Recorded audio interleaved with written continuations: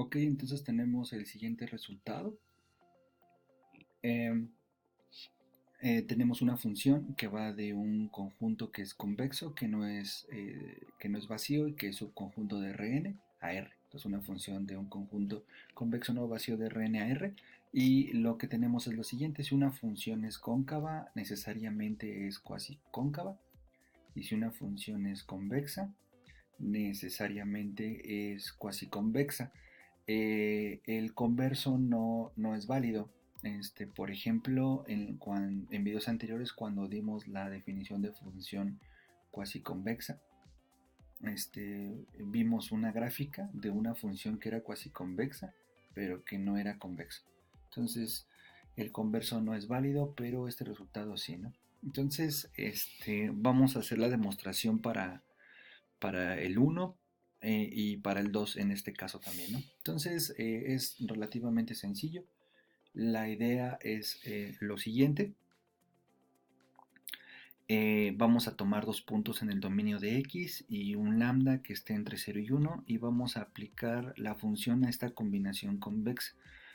Entonces la función aplicada a esta combinación convexa, si la función es cóncava, esa es la hipótesis, es mayor o igual que la combinación convexa de las imágenes de f de x1 y f de x2. Esta es definición de, perdón, función cóncava, ¿no? Si una función es cóncava, la función aplicada a una combinación convexa es mayor o igual que la combinación convexa de f de x1 y de f de x2. O sea, en términos de gráfica, la función aplicada a una combinación convexa está por arriba de la línea recta que une f de x1 con f de x2. ¿Sale? Esa es la idea geométrica de una función de RR. Eh,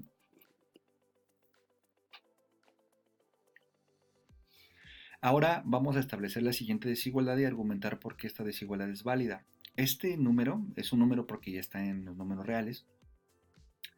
Es mayor o igual que lo siguiente. Voy a tomar lambda y voy a sustituir a f de x1 ya sea por él o por un número más chico.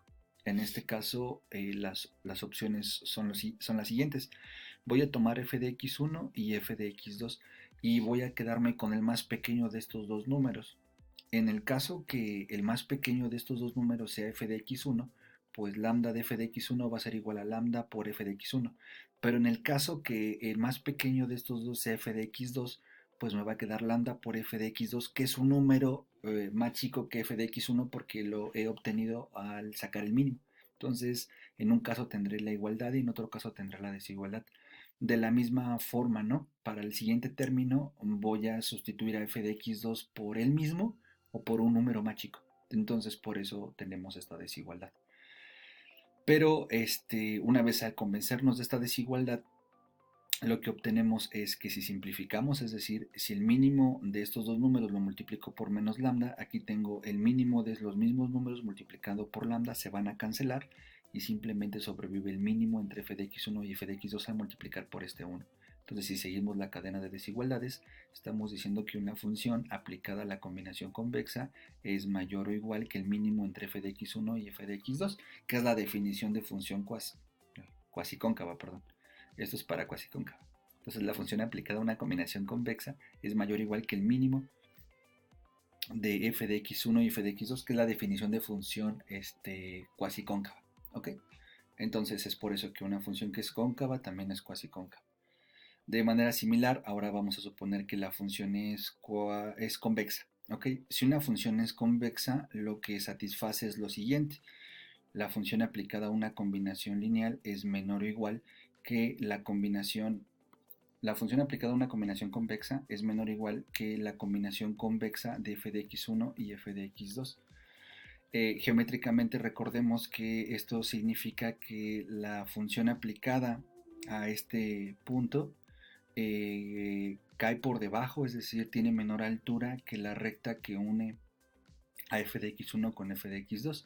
Ahora, esta desigualdad es en el mismo espíritu de esta desigualdad, es decir, esta desigualdad se da por lo siguiente: voy a sustituir a f de x1 ya sea por él o por un número más grande que él. Por lo tanto, lambda, que multiplica el máximo entre f de x1 y f de x2, pues algunas veces va a ser igual a lambda de f de x1, pero otras veces va a ser más grande porque se va a multiplicar por el f de x2 en el caso que f de x2 sea más grande que f de x1. Y lo mismo con el siguiente término, ¿no? 1 menos lambda, a veces se va a multiplicar por f de x2, en ese caso tendríamos una igualdad entre estos dos términos, pero a veces cuando f de x1 sea más grande que f de x2, pues entonces esta multiplicación será mayor que la que tenía previamente. Por eso es que damos esta desigualdad. Por eso es que esta desigualdad se da, ¿no? Entonces, de la misma manera que en el ejemplo anterior, si multiplicamos este max por menos lambda, aquí vamos a tener el mismo max con el lambda, se van a cancelar, y este max de estos dos números por 1, pues es el elemento que queda. Seguimos la cadena de desigualdades. Tenemos que la función aplicada a una combinación convexa entre x1 y x2 es menor o igual que el máximo entre f de x1 y f de x2, que precisamente es la definición de función cuasi convexa. Entonces, si una función es convexa, implica que es cuasi convexa. Y hasta aquí dejamos este resultado.